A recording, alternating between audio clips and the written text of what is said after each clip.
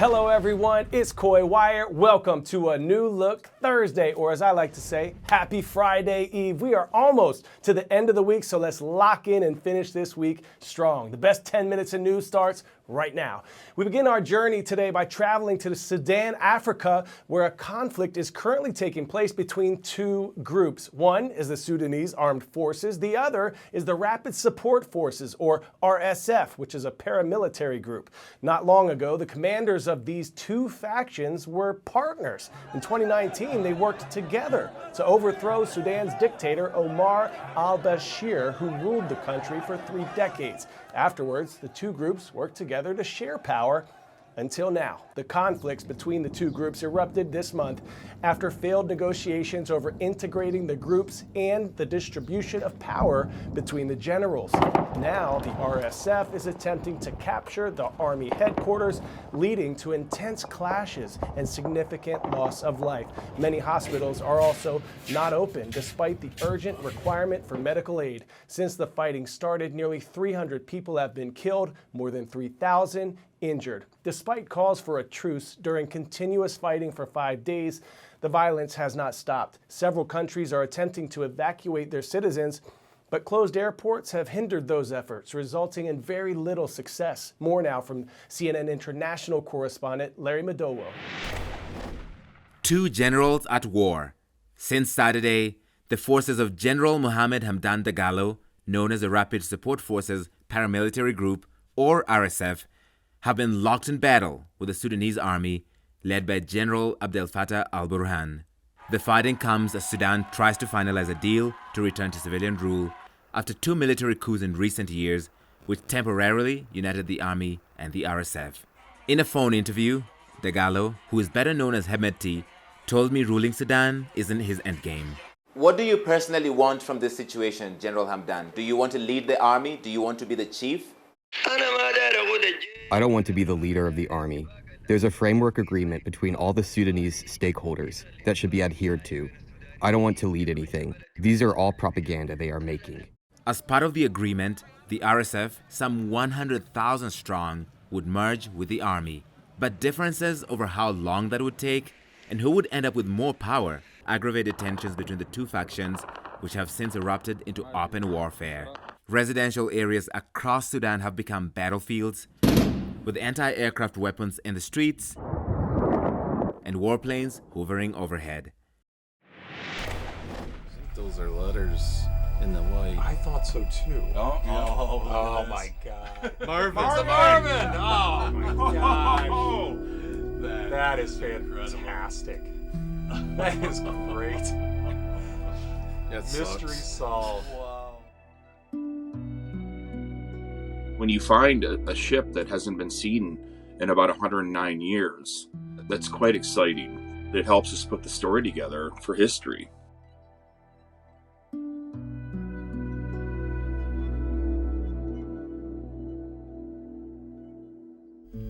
Boy, these ships must have been magnificent when the paint was new on them.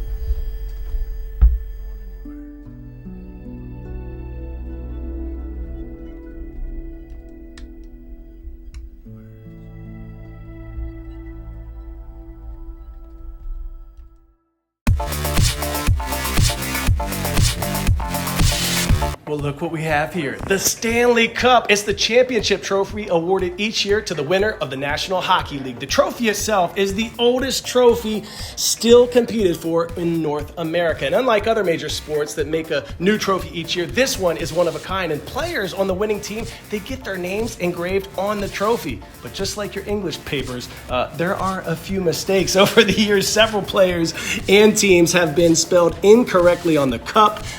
Oops. But some fans say this actually adds to the authenticity of the trophy. Try using that excuse in English class. Now that's random.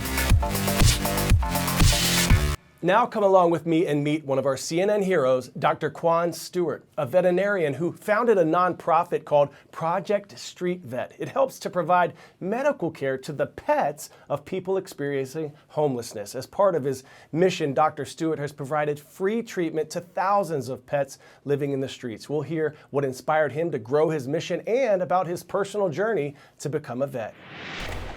I've seen people give up their last meal for their pet, and people who have $3 for their name, and after I'm done with the treatment, they will try and give me that $3. This is your partner, obviously, huh? He's my best friend. I can treat about 80% of the cases I see out of a really small bag. Oh, you do vaccines too? Do vaccines. That's She really needed cool. them. Oh, that's really cool. It's antibiotics, it's anti-inflammatories, flea and tick, heartworm prevention.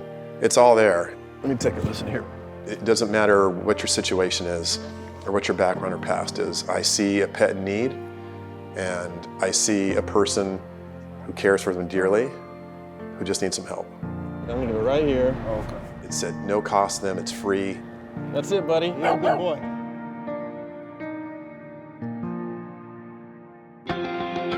I've been carrying this dream since I was 7, and it was that movie, The Black Stallion, that did it for me.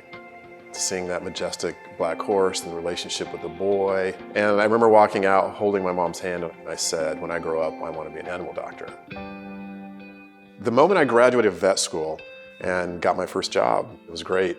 Finally climbed the mountain, seeing animals every day, learning new things. I was chief medical officer of a regional national chain, but then I went into shelter medicine. I moved from Southern California up to Northern California to take that job, and a lot of people are just trying to survive. That was the cold water in the face wake-up call. You guys are so cute. It was during the recession, so I'm seeing hordes of unwanted pets dropped off, people who don't have the money to feed them or care for them medically. I started getting, a little despondent and depressed. One day in particular, I just thought about leaving the veterinary profession altogether. On this day, I stopped in at 7-Eleven. As I was walking out with my coffee, I looked to my left and I saw an unhoused gentleman with his dog. I'd seen this guy before, regrettably, just walked by him. And on this day, I just broke pattern because I noticed his dog, and this dog looked like a burn victim. Looked like a flea problem. Fleas can just destroy the skin. I said, I'll be back tomorrow with something that I think will help. I returned his promise. It was $3 out of my pocket, 5 more minutes of my time, and the dog was just transformed. That was the moment. That's when I said to myself, I'm gonna do more of this. I'm gonna get back to saving animals on my terms. And I'm gonna do it for passion, not for pay. It was a feeling I'd never had before. I'm building a network of trusted volunteers, technicians, but hospitals and clinics we can go to, we can call on. Everything looks okay. But spreading across the country. And I have teams popping up in Orlando and Atlanta and DC. She's beautiful. She is. That's the dream now. Street vet team in every major urban center in the country. Today's story getting a 10 out of 10 is BMX athlete Chris Kyle, who had a sky-high dream of creating a skate park 2,000 feet in the air by hanging it from one of the world's largest hot air balloons. Here's Chris. I remember just daydreaming, looking out at the sky, and I was like, oh my God, imagine just floating a skate park in the sky. And I put it down in my notes on my phone, got home, sketched up some stick men, and sent it to my Red Bull manager. Yeah, so the whole thing took around 3 years from start to finish. It was long, to be honest. I thought it'd be easy. I thought it was just going to be literally tying the ball to the hot air balloon and just floating up and it'd be easy, but quickly realised that it was a lot harder than what I could ever expected. Now, the project took 3 years to master from start to finish, but he pulled it off, and he was able to pull off stunts like this on a bike way high up in the sky. Chris's training for this was intense, but the biggest challenge, he says, was conquering his own fear. Imagine how discombobulated you'd probably feel doing all those twists and turns while your stomach is probably twisting and turning all in its own right. This 10 out of 10 is a great reminder whenever you're chasing a goal and feeling a psychological barrier. Just keep pedaling even if you're wheelie scared. We had some great Your Word Wednesday submissions yesterday. Thanks to today's winner, @Bax Burgundy from Auburn, New York, for discombobulated. Did you hear it in the show? It's an adjective meaning confused. Well done. Our special shout out today is going to Vernon, New Jersey, Vernon Township High School. Go Vikings! Horns up and horns forward. Remember, happiness isn't some ideal we have to chase or find or create. Happiness is right here, right now, whenever we choose to embrace it. Much love, many blessings. I'm Coy Wire. We are CNN 10.